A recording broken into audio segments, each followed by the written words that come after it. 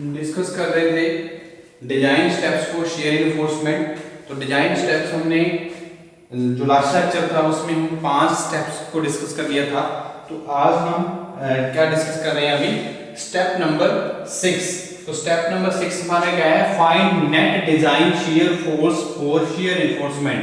तो net design shear force को हम फाइंड आउट कैसे करेंगे फॉर शियर इन्फोर्समेंट के लिए। तो शियर इन्फोर्समेंट करने के लिए हमें नेट डिजाइन शियर फोर्स को डिजाइन कैसे करेंगे, इसको हम नेट डिजाइन शियर फोर्स को हम डेजिग्नेट किससे करते हैं, VUS से। ठीक है जी।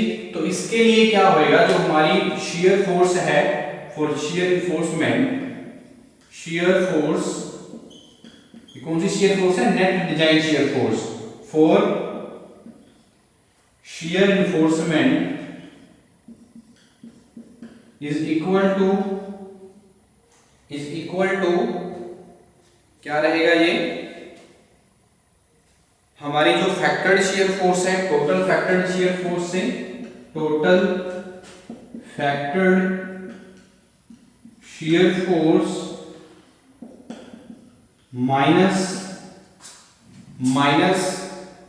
Shear taken bye concrete, minus shear taken bye concrete.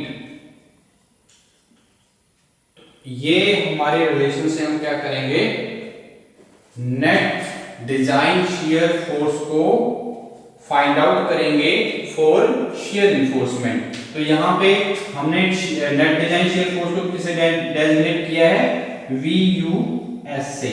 और हमारे पास टोटल फैक्टर्ड शियर फोर्स क्या होती है, शियर फोर्स को हम डेजिग्नेट करते हैं V से, कैपिटल V से, और फैक्टर्ड को किससे डिनोट करते हैं, VU से।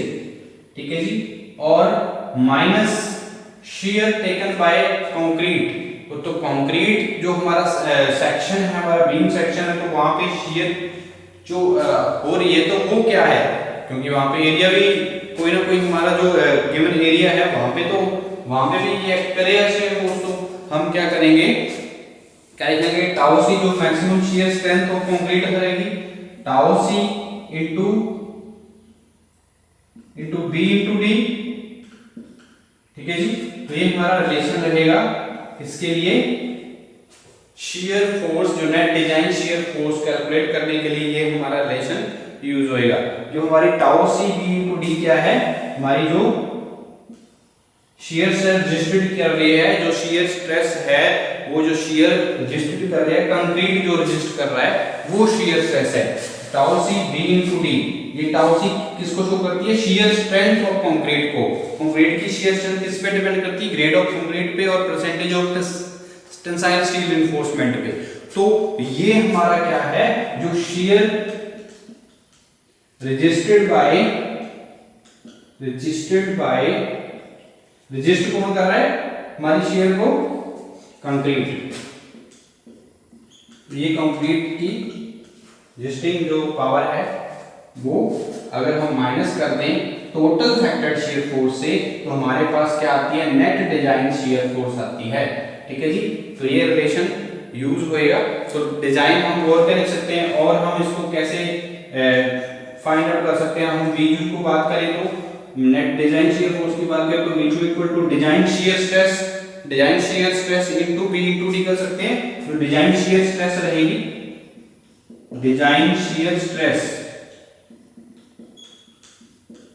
B into D। तो डिजाइन शियर स्ट्रेस क्या है, हमारी शियर स्ट्रेंथ से जो नॉमिनल शियर स्ट्रेंथ है माइनस कर देते हैं, तो हमारे पास क्या आ जाएगी, डिजाइन शियर स्ट्रेस। तो डिजाइन शियर स्ट्रेस क्या है, tau V minus tau C, tau V minus tau सी इंटू B इंटू D। ठीक है जी। तो ये रिलेशन भी हमारा क्या है, एक यूज होएगा। इस रिलेशन से भी हम कर सकते हैं, अगर सीधी डिजाइन शियर स्ट्रेस हमने जब हम न्यूमेरिकल को सॉल्व करेंगे तो अगर हमारे पास सीधा ही क्या दिया हुआ है, डिजाइन शियर स्ट्रेसेस की वैल्यू दी हुई है, तो हम सीधा इसको क्या करते हैं, नेट डिजाइन शियर फोर्स को कैलकुलेट कर सकते हैं। ठीक है जी। तो ये हमारा रिलेशन क्या है, shear force for shear reinforcement, net design shear force. तो जो हमारी VUS की वैल्यू है, जो वैल्यू ऑफ VUS है, मतलब नेट डिजाइन शियर फोर्स की जो वैल्यू रहेगी, VUS की जो वैल्यू रहेगी वो ओनली क्या होगी, ओनली रजिस्टर्ड किसके द्वारा होगी, वो ओनली रजिस्ट करेगा कौन, वर्टिकल स्ट्रिप्स। और वर्टिकल स्ट्रिप्स क्या करेगी, रजिस्ट करेगी the combination of the bent up bars. ठीक है जी, वर्टिकल स्ट्रिप्स और combination of the bent up bars क्या करेंगे, इसको इस नेट डिजाइन शियर फोर्स को क्या करेंगे, रजिस्ट करेंगे। ठीक है जी, तो ये किसके बारे में है हमारा स्टेप नंबर 6। तो स्टेप नंबर 6 के बाद हम डिस्कस करने वाले हैं स्टेप नंबर 7। तो स्टेप नंबर 7 क्या है, तो स्टेप नंबर 7 में हम बात करें स्टेप नंबर 7 की, तो क्या होएगा, अगर हम जो टाउ सी की वैल्यू, हमने इससे पहले शियर इन्फोर्समेंट के बारे में पढ़ा स्टेप नंबर 5 में, जो हमारी कैलकुलेशन है वो शियर इन्फोर्समेंट के लिए दो केस पड़े। जब टाउ सी लेस देन होता है तो हमें इन्फोर्समेंट करने की जरूरत नहीं होती, हमें नॉमिनल शियर इन्फोर्समेंट करनी होती है in the form of strips. और दूसरा केस उसमें हमने पढ़ा था स्टेप नंबर 5 में, अगर हमारी टाउ वी की वैल्यू क्या कर जाए, ग्रेटर देन हो टाउ सी से और ग्रेटर देन हो टाउ सी मैक्स से, तो हमें शियर इन्फोर्समेंट करने की रिक्वायरमेंट होती है और हम उसको प्रॉपर्ली डिजाइन करते हैं शियर इन्फोर्समेंट को। ठीक है जी, तो ये जो हमारा स्टेप नंबर 7 है उससे ही मिलता जुलता है। तो स्टेप नंबर 7 में क्या बोलता है, अगर tau V much more than tau C, अगर हमारी जो टाउ वी है, if tau V is much more then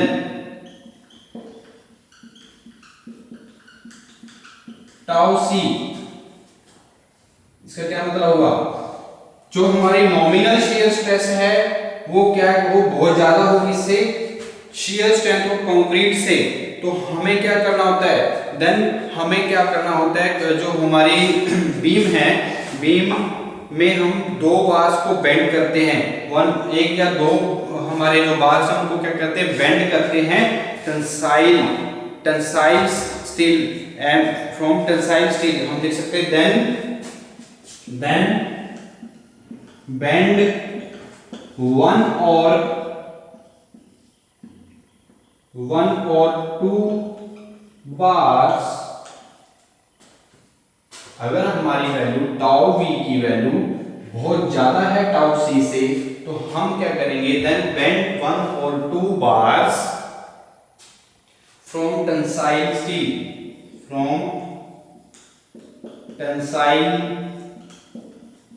steel, ये 45 डिग्री पे ये बेंड किए जाते हैं, टेंसाइल स्टील एट 45 डिग्री। ठीक है जी, एट 45 डिग्री। तो जो हमारी शियर होगी वो रजिस्ट कौन करेगा, बेंट अप बार। ठीक है जी, जो शियर रजिस्ट करेगा वो क्या करेगा, bent up bar. Then now जब हम क्या कर लिए हैं, टाउ वी की value much more than tau C है, मतलब हमारी जो टाउ वी है ग्रेटर देन टाउ सी है, तो इस केस में क्या होएगा, हम सेक्शन में बेंड करेंगे, हम एक या दो बार्स को फ्रॉम द टेंसाइल स्टील को हम क्या करेंगे, बेंड देंगे टेंसाइल स्टील से, from the tensile steel 45 degree पे।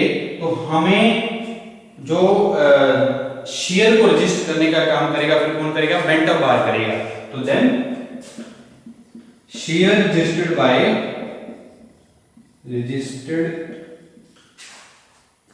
by bent bars by the relation of तो एक रिलेशन बनेगा, उस रिलेशन को हमने देखना है कौन सा रिलेशन होएगा जब हम बेंट अप बार्स से शियर को रजिस्ट कर रहे हैं। ठीक है जी, तो bent up bars by the relation of,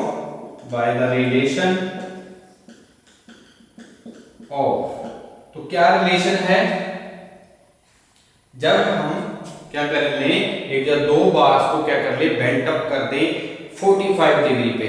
ठीक है जी, तो किस केस में करते हैं, जब टाउ वी ग्रेटर देन हो टाउ सी से, much more then greater than हो। तो कौन सा केस है,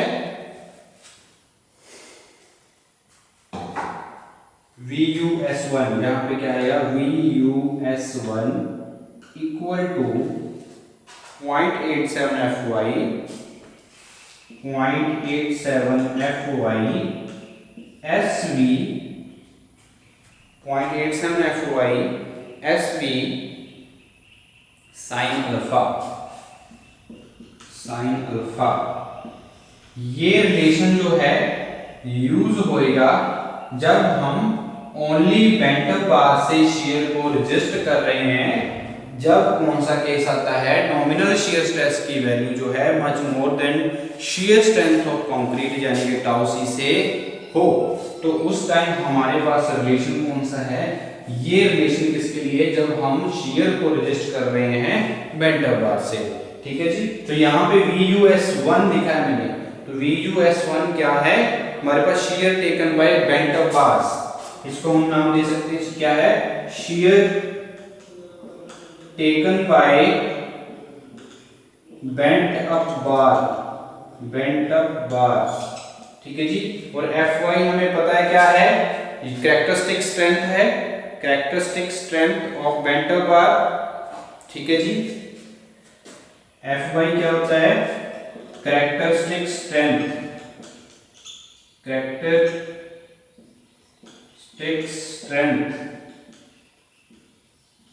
ऑफ बेंट अप बार। ये हम बेंट अप बार की बात कर रहे हैं। और SV क्या है, SV क्या है, ये बेंट अप बार की क्या होगी, area of the bent up bar, ASB, sorry SV नहीं, ASB, area of bent up bar, area of bent up bar, area of bent up bar. ठीक है जी। मतलब रिइंफोर्समेंट, जो हमने रिइंफोर्समेंट की है बेंट अप बार जो यूज किए हैं, वो उसका एरिया क्या है, ASB। तो साइन अल्फा क्या है, जो हमारा एंगल बन रहा है जो बेंट अप बार का फ्रॉम द टेंसाइल स्टील, वो हमारा क्या है, एंगल ऑफ इंक्लिनेशन, हम क्या बोलेंगे, एंगल ऑफ इंक्लिनेशन। अल्फा क्या है हमारे पास, एंगल ऑफ इंक्लिनेशन। ठीक है जी। एट 45 डिग्री, जो अल्फा की वैल्यू क्या है 45 डिग्री रहती है, तो अल्फा की वैल्यू जो रहती है वो क्या है 45 डिग्री। ठीक है जी, ये 45 डिग्री वैल्यू रहेगी। तो इस रिलेशन से हम क्या करते हैं, जो हमारी अगर कोई केस आता है टाउ भी हमारा क्या हो, मच मोर देन क्या हो, टाउ सी हो, तो हम क्या करेंगे, एक या दो जो हमारे बार्स हैं उनको क्या करेंगे, बेंड करेंगे फ्रॉम द टेंसाइल स्टील। ठीक है जी। तो हमारी जो शेयर होगी वो रजिस्ट कौन करेगा, फिर बेंट अप बार करेंगे। तो रिलेशन कौन सा आता है हमारे पास, VUS1 = 0.87 FY ASB into sin alpha. तो यहाँ पे हमने डिस्कस किया ASB, VUS क्या है हमारे पास, VUS1 क्या है, shear taken by bent up bar, जो शेयर टेक रजिस्ट कर रहा है हमारा बेंट अप बार वो, और FY क्या है, characteristic strength of bent up bar, ASB क्या है, area of the bent up bar, और साइन अल्फा क्या है, एंगल ऑफ इंक्लिनेशन। ठीक है जी, जो हमारा 45 डिग्री रहता है। ठीक है जी, टू द हॉरिजॉन्टल। तो मैक्सिमम जो शियर स्ट्रेस बेंट अप बार द्वारा जो की जाती है, मैक्सिमम जो शियर स्ट्रेस है रजिस्ट की जाएगी बेंट अप बार से। ये हम बेंट अप बार, जी स्टेप नंबर जो 7 है ना, जो स्टेप नंबर 7 हम पढ़ रहे हैं, इस सारा का सारा जो है हम बेंट अप बार की बात कर रहे हैं। जो हम हमारे बीम सेक्शन में बेंट अप बार यूज करते हैं, तो उसके बारे में हम ये डिस्कस कर रहे हैं। तो ये हमारा रिलेशन जो है बेंट अप बार के लिए है। तो अगर हम बात करें बेंट अप बार जो मैक्सिमम शियर को रजिस्ट कर सकता है वो कितना करेगा, जो हमारा मैक्सिमम शियर स्ट्रेस को रजिस्ट कर सकता है वो एक्सीड नहीं करता, किससे एक्सीड नहीं करता, मैक्सिमम शियर को रजिस्ट करता है, तो वो not greater than VUS divided by 2। ये ध्यान रखना, ये रिलेशन, ये हमारा VUS क्या है, net design shear force, net design shear force के हाफ तक ही वो रजिस्ट कर पाता है हमारा, अगर बेंट अप बार से जो शियर रजिस्ट हो रही है। ठीक है जी, ये बात ध्यान रखना। ओके, तो ये हमारा क्या है, बेंट अप बार के अकॉर्डिंग हमारा स्टेप नंबर 7। ठीक है जी। इसके बाद हमारा स्टेप क्या है, डिजाइन ऑफ शियर स्ट्रिप्स। हम शियर स्ट्रिप्स को डिजाइन कैसे करते हैं, हम शियर स्ट्रिप्स जो हैं उनको डिजाइन कैसे करेंगे।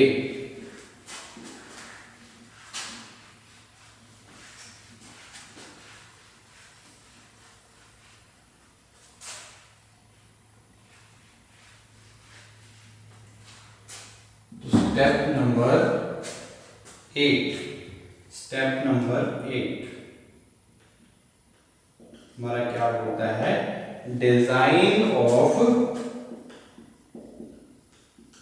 shear strips, shear strips। ठीक है जी। तो कैसे डिजाइन करेंगे shear strips को?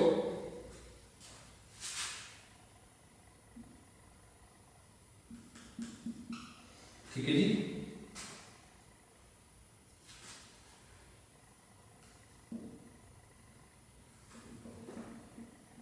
shear strips,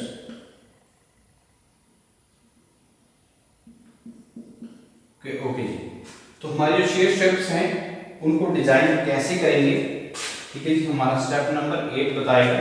तो स्टेप नंबर 8 में हम बात करें तो अगर हम ज्यादातर जो shear strips जो हैं वो हम 6 mm 8 mm की यूज करते हैं। 6 mm 8 mm 10 mm जो हमारा स्ट्रिप्स के लिए यूज किया जाता है बार्स, वो क्या है? Usually steel bars, usually steel bars of 6 mm 8 mm and 10 mm are used to make strips, are used to make strips।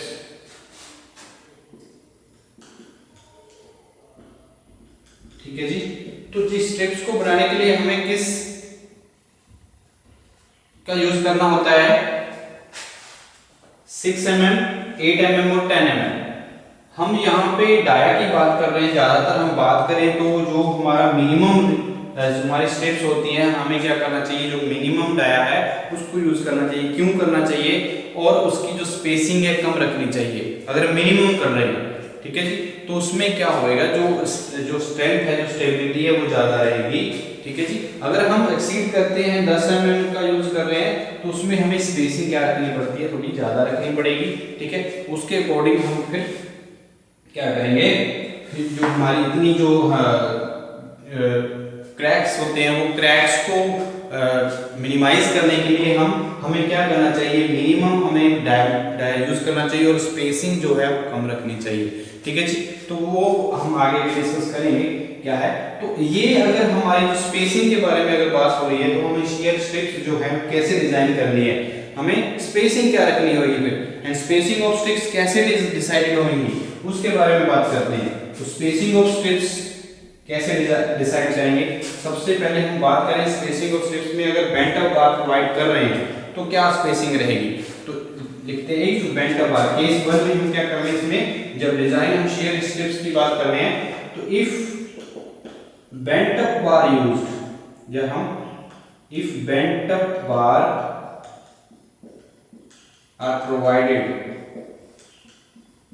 जब हम बेंट अप बार प्रोवाइड कर रहे हैं तो हमें shear strips को कैसे डिजाइन करना है? स्पेसिंग क्या रखनी है? स्पेसिंग ऑफ क्या हो गया? रिलेशन क्या रहेगा स्पेसिंग का? तो यहाँ पे एक चीज है जो डिजाइन shear strips को shear फोर्स, जो हमारी shear strips है उसकी shear फोर्स क्या रहेगी उसके बारे में ध्यान दो। हमारी जो बेंट अप बार यूज करेंगे, जब बेंट अप बार यूज करेंगे देन हमारे पास क्या रहेगा? देन shear strips की जो डिजाइन shear strips के लिए जो shear फोर्स आएगी वो क्या रहेगी? Then design shear force, then design strips,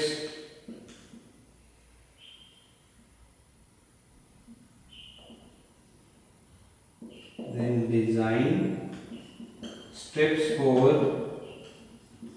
shear force। तो जो shear force है हमारी डिजाइन स्ट्रिप्स के लिए क्या है? इसको हम डेजिग्नेट करते हैं VUS1 से। हम क्या कैसे डिनोट करेंगे? VUS1, VUS1 से हम इसको डेजिग्नेट करेंगे। तो VUS1 कैसे होगा? डिजाइन स्ट्रिप्स के लिए shear force क्या रहेगी? हमारा जो फैक्टर्ड shear force है हमारा जो फैक्टर्ड शियर फोर्स है minus shear taken by bent up bars. हमने इससे पहले जो स्टेप पढ़ा था उसमें भी हमने नेट डिजाइन काम पढ़ा था स्टेप नंबर 6 में नेट डिजाइन शियर फोर्स की बात की थी VUS की, ठीक है जी। तो हमने उसको किया था factored shear force minus shear taken bye concrete, ठीक है जी। तो हमने वहां से नेट डिजाइन शियर फोर्स कर ली थी। तो अब यहाँ पे कौन सा है design stirrups for shear force के लिए है, तो हमने उसको डेजिग्नेट किया VUS1 से।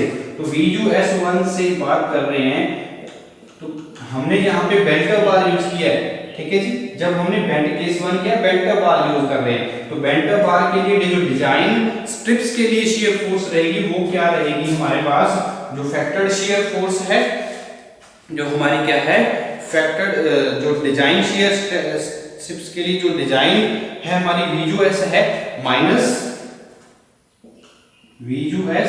जो हमारी नेट डिजाइन शियर फोर्स है minus shear taken by bent up bar, shear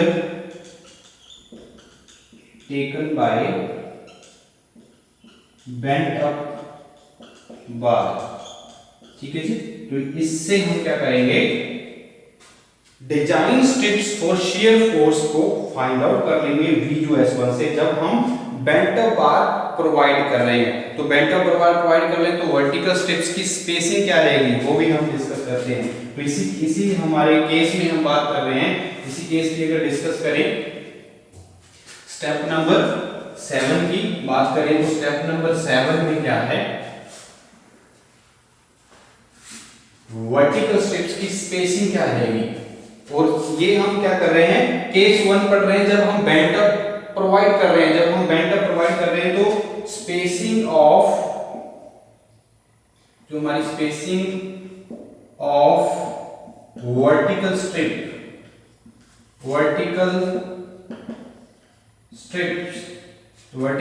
की स्पेसिंग क्या रहेगी, उसका रिलेशन क्या है, ठीक है जी। उसका रिलेशन क्या रहेगा SV, इसको हम वर्टिकल स्ट्रिप्स को किससे डिनोट करते हैं SV से, SV equal to 0.87 FY ASV, 0.87 FY ASV। ये हमने उससे पहले भी डिस्कस किया था जब हम साइन अल्फा की वैल्यू निकाल रहे थे, जब हम बेंट अप बार यूज कर रहे थे तो उस टाइम हमने भी ये डिस्कस किया था, इससे पहले वाले स्टेप में, ठीक है जी। तो vertical 0.87 FY ASV into D divided हमारे पास जो क्या है डिजाइन स्ट्रिप्स के लिए शियर फोर्स निकली है। कैसे निकाली हमने, जो VUS minus shear taken by bent up bar को माइनस करके हमने जो वैल्यू निकाली VUS1, ठीक है जी। इस रिलेशन से हम क्या कर सकते हैं स्पेसिंग को फाइंड आउट कर सकते हैं जब हम बेंट अप बार यूज कर रहे हैं, ठीक है जी। तो बेंट अप बार यूज कर रहे हैं तो इस हमसे हम कर लेंगे। तो Fy क्या कैरेक्टरिस्टिक स्ट्रेंथ ऑफ कंक्रीट है, तो एरिया ऑफ स्ट्रिप्स है। ASV क्या है कैरेक्टरिस्टिक, ये हमारा SV क्या है spacing of the vertical strips, Fy characteristic strength, ASV area of हमारा जो स्ट्रिप्स का एरिया है जो रिइंफोर्समेंट यूज की है वो जो एरिया ऑफ स्ट्रिप्स, D क्या है effective depth of concrete effective depth of beam section, VUS क्या है हमारा design stirrups for shear force. तो शियर फोर्स डिजाइन के लिए हमारी जो है वो है, ठीक है जी। अगर दूसरा केस इसमें क्या है B केस हमारा क्या रहेगा, तो उस टाइम हमारा जो स्टेप नंबर क्या है 8 है, इसमें B पार्ट क्या है, जब हम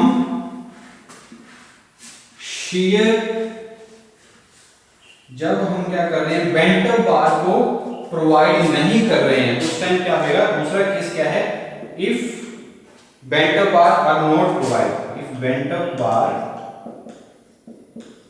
आर नॉट प्रोवाइडेड, जब हम बेंट अप बार को प्रोवाइड नहीं कर रहे तो क्या होगा, ठीक है जी। तो उस टाइम हमारे पास जो स्पेसिंग है वो क्या रहेगी, उसके लिए हमारी 0.87 FY, तो उसके लिए स्पेसिंग क्या रहेगी हमारे स्ट्रिप्स की 0.87 FY, 0.87 FY ASV into D divide by VUS। ये डिफरेंस समझो जरा क्या है। जब हम बेंटर बार प्रोवाइड कर रहे हैं तो यहां पे क्या है, VUS1 आया है। ये क्या है, design steps for shear force. जब हम बेंटर बार के लिए वो हम निकालते हैं VUS माइनस जो हमारी फैक्टर, जो हमारी शियर फोर्स आई, ठीक है जी, हमारी जो design net design shear force आई उससे माइनस करते हैं किसको, हम जो शियर रजिस्ट कर रही है बाय बेंटर बार्स, ठीक है जी। तो उसके अकॉर्डिंग हम VUS, और यहाँ पे क्या है, VUS है, ये यहाँ पे VUS1 है। तो जी जब हम प्रोवाइड नहीं करेंगे तो हमें ये स्पेसिंग के लिए फॉर्मूला जो रिलेशन है इसको यूज करना है, ठीक है जी। क्लॉज नंबर 26.5.1.5 में मिलेगा ये, जो क्लॉज नंबर 26.5.1.5 में मिलेंगे, ठीक है जी, IS कोड में। और नेक्स्ट जो लास्ट हमारा स्टेप है, स्टेप नंबर 9। स्टेप नंबर 9, तो स्टेप नंबर 9 के बारे में डिस्कस कर लेते हैं। क्या है स्टेप नंबर 9, क्या रहेगा स्टेप नंबर 9 में? क्या होगा, जो मैक्सिमम परमिसिबल स्पेसिंग है शियर रिइंफोर्समेंट के लिए, strips must not exceed the list of the following 3 condition. 3 condition है, इसको एक्सीड नहीं करेगा। जो मैक्सिमम परमिसिबल स्पेसिंग जो रहेगी, सबसे पहले क्या रहेगी, 0.75 times the effective depth, 0.75 into D. और दूसरा रिलेशन क्या है, 300 mm। और थर्ड रिलेशन क्या है, थर्ड जो कंडीशन है वो क्या है, SV स्पेसिंग जो आएगी SV 0.87 FY, sorry ASB FY by 0.4 into B, ठीक है जी। तो यहाँ पे B क्या है, width of the beam section, FY हमें पता है कैरेक्टरिस्टिक स्ट्रेंथ, FY क्या है, कैरेक्टरिस्टिक स्ट्रेंथ।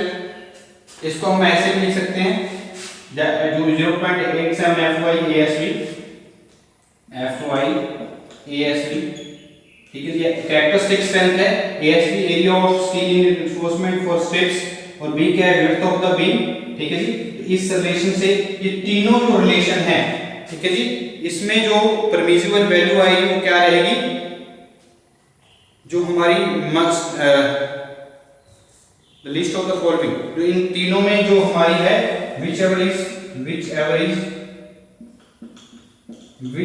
इज लेस, जो इन तीनों रिलेशन में जो कंडीशंस हैं हमारी, इन तीनों कंडीशन में जो हमारी वैल्यू जो कम रहेगी वो हम क्या करेंगे, स्पेसिंग यूज करेंगे। परमिसिबल स्पेसिंग अगर हम बात करें तो permissible maximum permissible spacing for shear reinforcement क्या रहेगी, मैक्सिमम परमिसिबल शियर रिइंफोर्समेंट, ठीक है जी, मैक्सिमम परमिसिबल शियर रिइंफोर्समेंट। इन 3 कंडीशन से जो कम वैल्यू आएगी वो हम यूज करेंगे, ठीक है जी। तो जो हमारा स्टेप नंबर 10 है, क्या बोल रहा है, स्टेप नंबर 10 क्या बोलता है, जो हमारी डिस्टेंस है क्रिटिकल पॉइंट की, both the support up to the strips are required. तो हमें सेंटर पोर्शन जो प्रोवाइड है वहां पे मिनिमम शियर रिइंफोर्समेंट प्रोवाइड करनी है, ठीक है जी। जो हमारे central portion of the beam है वहां पे जो रिमेनिंग सेंट्रल पोर्शन है वहां पे हमें मिनिमम रिइंफोर्समेंट प्रोवाइड करनी होती है, ठीक है जी। तो हमें क्रिटिकल सेक्शन, यहाँ पे क्या होता है, हमें क्रिटिकल सेक्शन फाइंड आउट करने होते हैं। क्रिटिकल सेक्शंस को देखना होता है, हमने डिस्कस किया था क्रिटिकल सेक्शन के बारे में, ठीक है जी। क्रिटिकल सेक्शन जहाँ पे होंगे तो वहाँ पे हम प्रॉपर्ली क्या करेंगे, स्ट्रिप्स को डिजाइन करेंगे, ठीक है जी। और जो स्ट्रिप्स हैं वहाँ पे हमें दोनों तरफ से जो पॉइंट्स हमारे क्रिटिकल पॉइंट्स हैं वहाँ पे हम देखेंगे और प्रॉपर्ली डिजाइन करेंगे, ठीक है जी। और जो सेंट्रल पोर्शन है बीम का वहाँ पे हम मिनिमम शियर रिइंफोर्समेंट को प्रोवाइड करेंगे, ठीक है जी। ये सारे के सारे जो स्टेप थे हमने डिस्कस किए हैं, ठीक है जी। इसके बाद हम नेक्स्ट लेक्चर में क्या करेंगे, इन पे जो